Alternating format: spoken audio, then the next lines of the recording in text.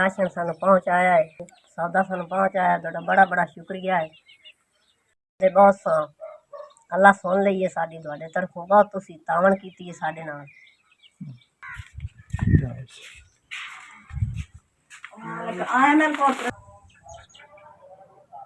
Ration सानू मिल गया।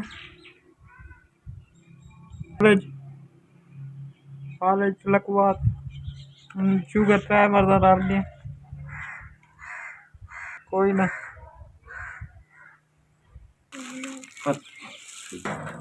थोड़ी बड़ी बड़ी मेहरबानी, शुक्रिया। अच्छा मैं मेरा एक बेटा है, बेटा मेरा एक रोजा रख रहा है, मेरी पहले मेरा लात टूट गई है, मैं चाल नहीं सकनी है इतनी। जब मैं थोड़ी बहुत तिलकी है तो मेरे घर वाले दास की डांड हो गया और घर बह गया। राशन सानू मिल गया, राशन सानू मिल गया।